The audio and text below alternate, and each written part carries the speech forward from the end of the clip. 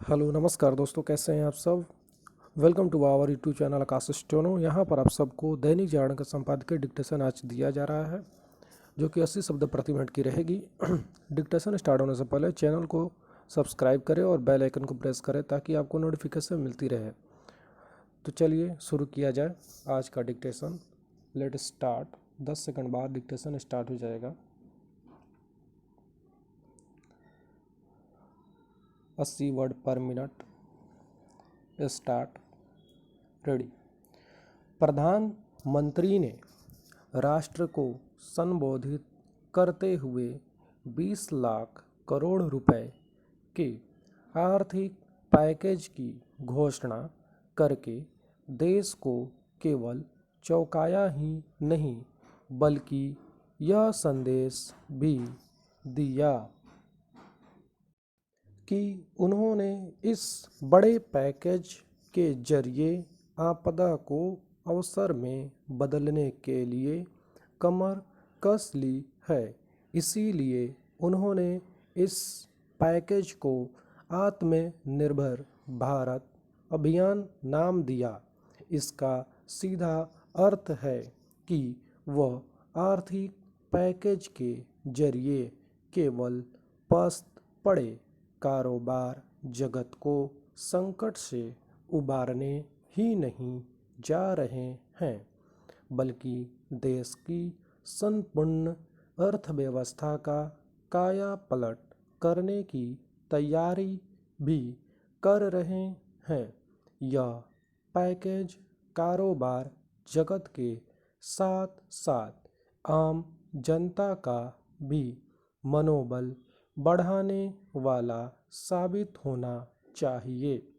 निसंदेह बीते कुछ दिनों से आर्थिक पैकेज की घोषणा की बेसब्री से प्रतीक्षा की जा रही थी, क्योंकि इसके पहले सरकार और रिजर्व बैंक की ओर से जो राहत दी गई थी वह कोरोना वायरस के संक्रमण से उपजे भीषण संकट को देखते हुए अपर्याप्त थी।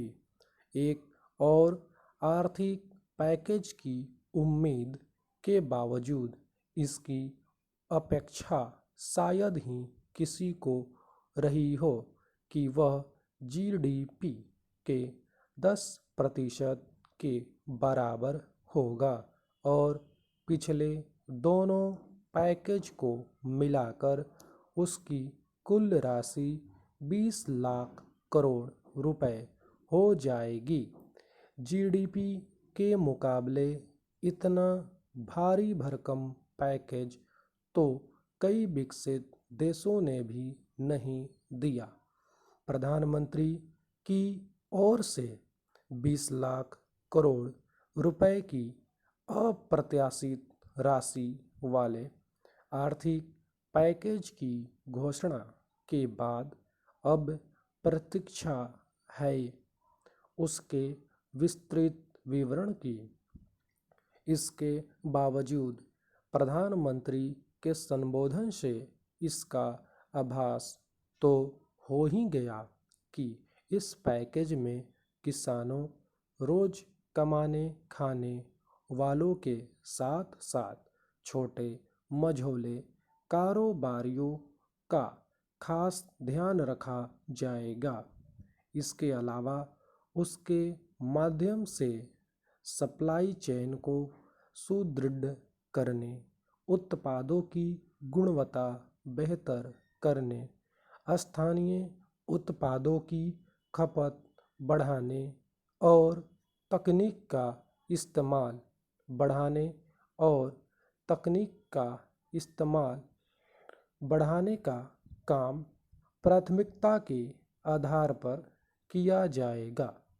स्पष्ट है कि यह एक चुनौती भरा काम है, लेकिन इस चुनौती को छोटे बड़े कारोबारियों को न केवल स्वीकार करना होगा बल्कि उसे एक अवसर के रूप में लेना होगा। वास्तव में इससे ही देश को आत्मनिर्भर बनाने के लक्ष्य को हासिल किया जा सकता है। चूँकि प्रधानमंत्री ने राहत पैकेज के साथ ही यह भी स्पष्ट किया कि आवश्यक आर्थिक सुधारों का मार्ग भी प्रशस्त किया जाएगा, इसलिए कारोबार जगत को अपने हिस्से की जिम्मेदारी निभाने और सरकार के साथ साथ आम जनता की अपेक्षाओं पर भी खरा उतरने की तैयारी कर लेनी चाहिए। हर आपदा में कुछ अवसर छिपे होते हैं। अब जब सरकार ने इस अवसरों का लाभ उठाने की रूपरेखा बना ली है, तब फिर कारोबार जगत को भी पीछे नहीं रहना चाहिए। समाप्त। यह हमारा पहला पैराग्राफ समाप्त हो गया। अब दूसरा पैराग्राफ अभ्यास, जो कि संस्कृत कॉलम से है, दैनिक जागरण एडिटोरियल। स्टार्ट होगा 4 सेकंड बाद।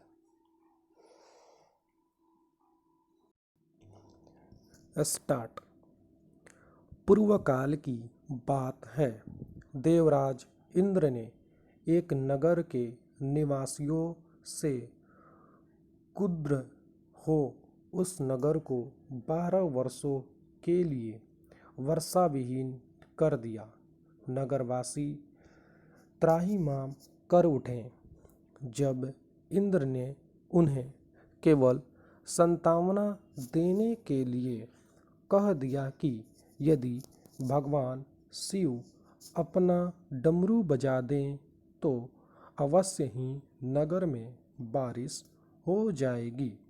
नगरवासी सीधे महादेव के शरण में पहुँचे और उनसे डमरू बजाने की याचना करने लगे।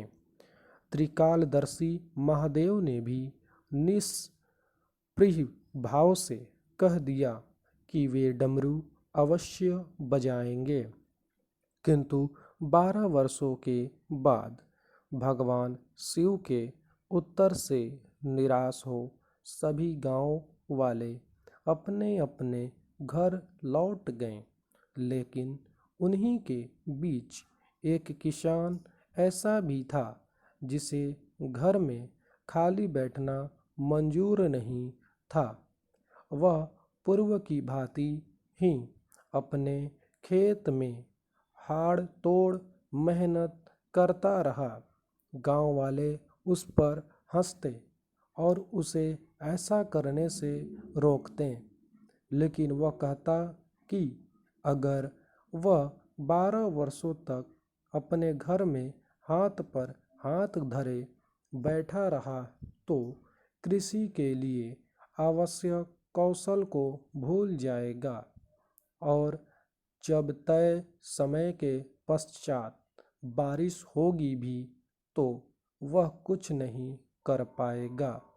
माता पार्वती को उस किसान पर बड़ी दया आई। उन्होंने भगवान शिव को उलाहना देते हुए कहा, क्या प्रभु, आपने तो 12 वर्षों के लिए डमरू न बजाने की शपथ ले ली है। मुझे डर है कि इतनी लंबी अकर्मण्यता की वजह से कहीं आप डमरू बजाना ही न भूल जाएं। माता गौरी की बातों से भगवान भी चिंतित हो उठे।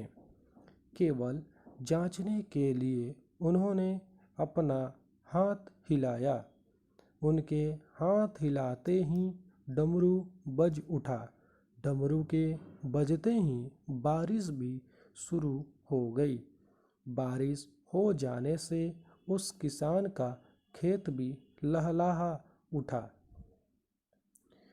इस कहानी का संदेश यही है कि आज लॉकडाउन की वजह से हम अपने अपने घरों में अवश्य बंद हैं, लेकिन यह समय आलस भाव से बैठ जाने का नहीं, बल्कि सचेष्ट भाव से अभ्यास में संलग्न रहने का है, ताकि जरूरत पड़ने पर हम पूरी क्षमता के साथ कार्यशील हो सकें।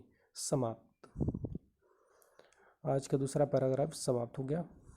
आशा करता हूँ आप सबके अच्छे से लिखाया होगा। इसका लिंक जो है डिस्क्रिप्शन बॉक्स में मिल जाएगा, वहाँ से आप PDF यहाँ से डाउनलोड कर सकते हैं। बहुत बहुत धन्यवाद। जय हिंद।